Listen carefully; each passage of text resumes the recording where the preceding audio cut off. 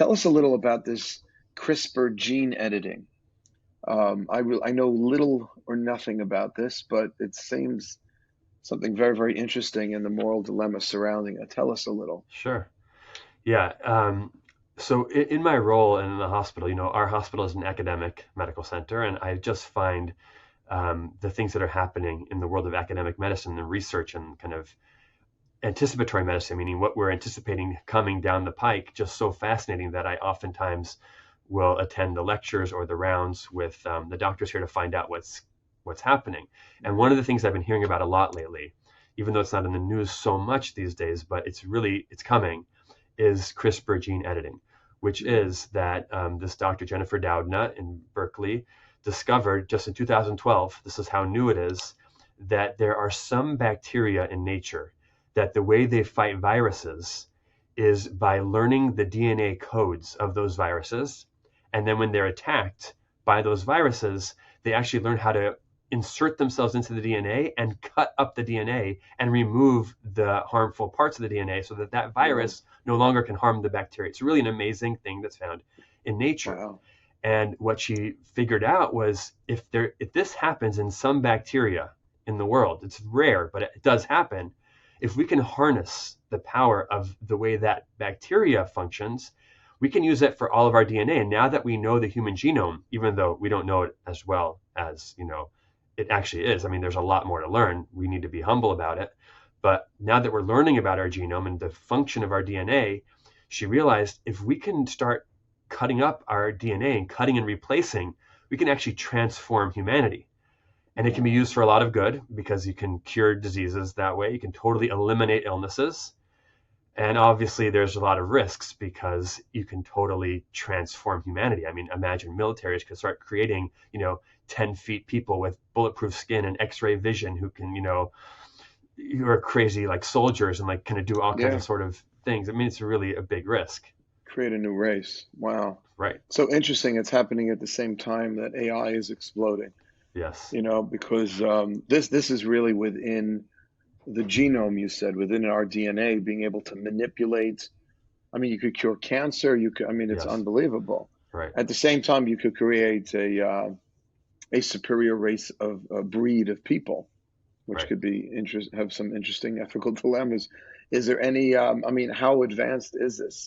This is fairly recent, 2012. You're Well, saying? it was fascinating is that it's invented in 2012, and there was already babies born that had been CRISPRed, which is not the technical term, Whoa. but in Hmm. 2018. Now, the person who did that in China was in a rogue lab. He was actually put in jail for doing it. It's technically Whoa. illegal, but that just shows how fast it's moving. That in just those It's six, 7 years, illegal. It's illegal in the United States too. yeah, to do what's called germline gene editing, what we're doing already commonly is somatic gene line editing, which means adults.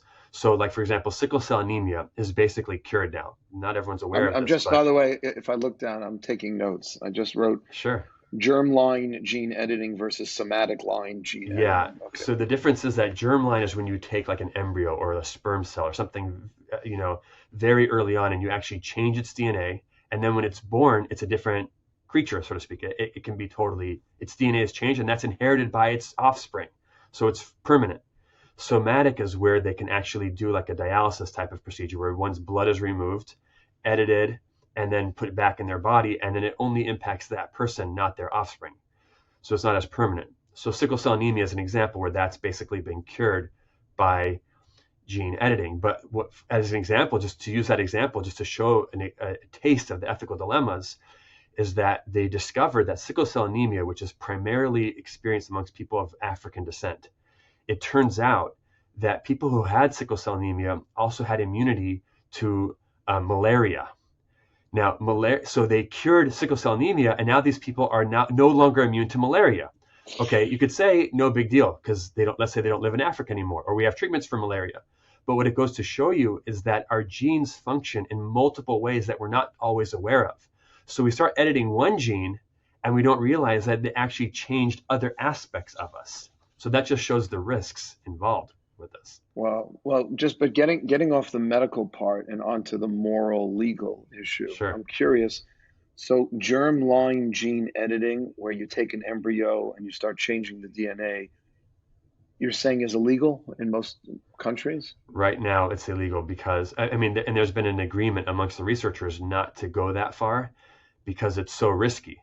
And by the way, like Because this it's doctor, so yeah, risky. It's so risky because of the example you gave with sickle cell anemia, because you get rid of one thing, but now you lose the exactly. immunity for That's a something minor else. example. I mean, imagine we start changing people and then we don't learn for 50 years in the ways in which this has totally undermined humanity. It's we're not ready yet. The idea is that this is so new that it's too risky to start changing people's DNA. Even though, if I'm going to just play devil's advocate, even Yeah, though you're saying sickle cell anemia has been cured because of this, yeah. This and is so now the even treatment for it. though that's the treatment for it, Yeah, but it's it's new, not it's but it's but it's not done. In other words, to remove sickle cell anemia, it's not being done like in a somatic way, like editing once the person is alive. It only affects them, not their offspring. The only way to do that is through the germline gene editing, you're no, with saying. sickle cell anemia, it's being done for adults. That is somatic. That's why Oh, it's been oh, approved. oh, oh, That's why oh, it's happening. oh. Okay, I understand. Yeah, if they But wanted what to what prevent one's offspring from having sickle cell anemia and to completely eliminate it, they would have to do that with germline gene editing, which is uh, not happening yet, um, even though it could be. They have the technology. is there a disease today that can be healed, rectified, removed through germline gene editing and not through somatic line gene editing? Yeah, a lot. I mean, most diseases. In fact, those babies that were born in China that were edited, they were edited to become immune to HIV. The Oh, researcher felt that the best way he could get participants was he would tell people who are married with HIV, which apparently there's a community of them in China that are very ostracized. He said, if you want to have children who are healthy, come to my lab. He didn't tell them how he was going to do it. And then he told them in the lab, and 3 people went through with it, and now they are immune to HIV because he's changed them at the cellular level. I mean, that's hard to argue that it's immoral. Right. And this You Dr. know, Dowdna, by the way, she says that at her lectures, people line up, even when they're not public lectures. And she has people lining up, begging to her, crying to her, saying that we have inherited diseases in our family. We want to have children. We know that you have the tools to cure our family and all of humanity of these illnesses. Please cure us. And she has to find a way to say, I want to and I want to help, but we're not ready yet. It's how too do you risky feel right about now. how do you feel about this, I Edison? I Are agree you, on the one hand, and in fact, I'll tell you what Rav Asher Weiss told me because it was a fascinating response he told me. I think on the one hand, we have the example of King Hezekiah, Chizkiyahu HaMelech. The rabbis say that he had a book called Sefer Refuot. He had a book of cures. The book had all the cures, the herbs and everything, that every illness you could be cured. And he realized people were not praying to Hashem anymore because they had this book of healing, and he actually got rid of it. He hid it away, and the rabbis praised him for it because he said, you know what? Sometimes just because you can do something does not mean that you should do something, right? right? There's risks, and that was an unintended consequence. Even though he could still cure them, he just felt that they lost the humility. And on the and there's this risk of like how fast should we be Hmm. developing? And so on the one hand, I mean, we talked about organ donation. The first rabbis that wrote about this in the 1960s, there were some great rabbis that wrote about this. They were talking about what I did, about living kidney donation, and they discouraged it. They didn't say it's forbidden, but they discouraged it because they said, we're not sure yet. We've heard of Right, people who have died as a result, and it was the 60s. It was brand new.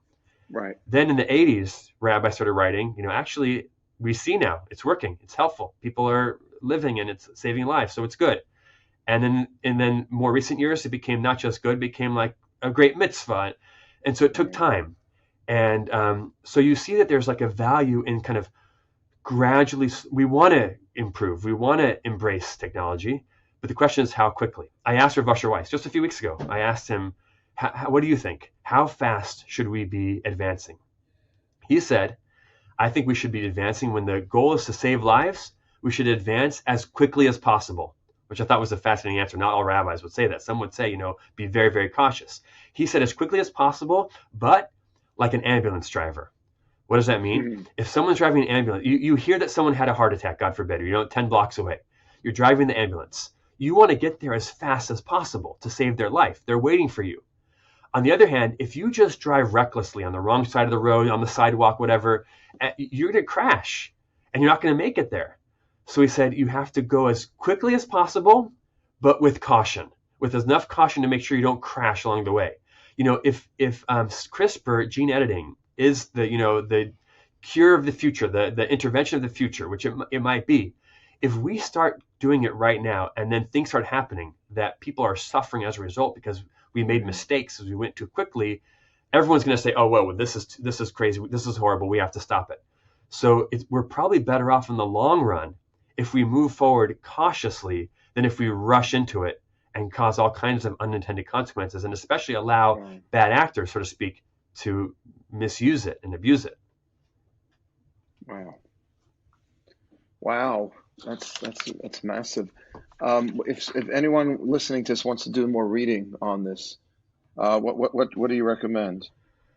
Well, on CRISPR, there's a great book called Code Breaker by Walter Isaacson, which tells the whole story of Dr. Doudna and also a lot of the ethical issues. There's not a lot being written in Jewish sources yet, though I have an article coming out on the topic in the coming months. But that's a great book in English from a secular perspective if you want to understand the topic.